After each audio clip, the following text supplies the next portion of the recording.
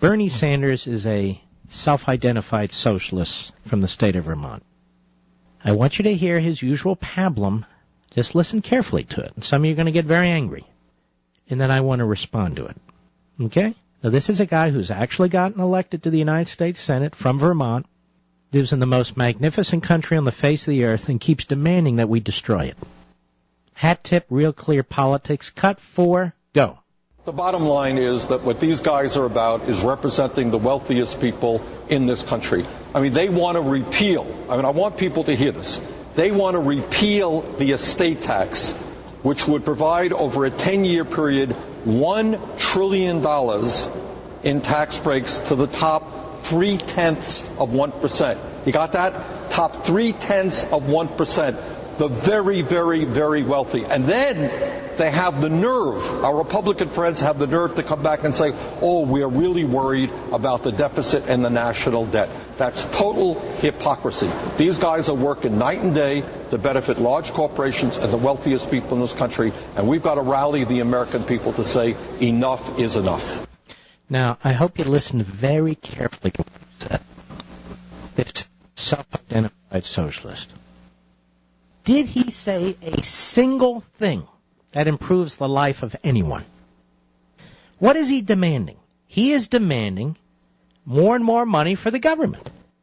But government taxation shouldn't be confused with improving the quality of life for the people. Haven't we learned that by now? He wants more money for the government. And he wants the people to support his agenda by claiming that more money for the government will help the people. I really think it's important that we start to slice and dice the propaganda that comes out of the mouths of socialists like this. He didn't say a single thing that would help a single individual. What he's complaining about is that the government doesn't have enough money, and that we, the people, need to rally behind Bernie Sanders, who hates our economic system, who hates our society, who hates our Constitution, one of limited government. We need to rally behind Bernie and his cause, which is to make government bigger and to give government more money. And we should all rally behind it because he's saying it only affects a small percentage of our fellow citizens. Really? Well, let's think this one through, shall we? Let's say I'm a fifth-generation wheat farmer. There really aren't a hell of a lot of fifth-generation family wheat farmers anymore when you consider the large corporations that do farming, and I'm not necessarily against them, I'm just making a point. They may not have much cash, but they have land. And they live season to season. Okay? And they represent a tiny, tiny percentage of the population. And yet, remember, the death tax is a tax on wealth. Not income, wealth. What you've accumulated through your lifetime, and your ancestors have if they've passed it on to you. So 0.3% of the people include an awful lot of people like the ones I just described. Or somebody who owns a handful of dry cleaners that his father and his father's father, or his mother and his mother's mother built up over time. Doesn't mean they're millionaires or multimillionaires. It means they have assets, they have wealth that if liquidated, or if you put a market value on it, would make them millionaires, but they have no intention of selling any of that because they need it in order to make a living. Or somebody that owns a couple of pizzerias. And what he wants you to do is to really despise these people. They don't need all this money. Well, wait a minute. We're talking about assets, not liquid assets. We're talking about fixed assets. Well, they don't need all of that because Bernie Sanders wants that money. And then what are they going to do with it in Washington, ladies and gentlemen? I'll tell you what they're going to do with it. Piss it away! So 5 generations of a farming family, they have to give up the farm because Bernie Sanders doesn't have enough money to piss away. Now, have I explained socialism pretty well so far? And how does that help anybody? It doesn't. It doesn't. Now, Bernie Sanders, a self-identified socialist, is he any different in his philosophy as Barack Obama, our new centrist? No. Well, how is it that Bernie Sanders is a socialist? And a proud one. And Barack Obama is a centrist. if they basically have the same agenda? Well, one can't be a socialist and one a centrist, can they? Then he talks about these guys are working to benefit the large corporations. Did not Obama just pick Immelt, the muckety-muck who runs GE, if not the biggest, one of the biggest international multi-corporations in the world, to advise him on job creation? Did Obama and the Democrats, along with some of the Republics, just bail out one financial institution after another and two automobile companies in the greatest act of crony capitalism that I can ever remember? Did they not do that? So who's looking out for whom? Because you see, Bernie, you're a self-identified socialist. I'm a self-identified conservative. Not a corporatist, not a crony capitalist, conservative, who believes in the market system. You, Bernie, don't believe in the market system.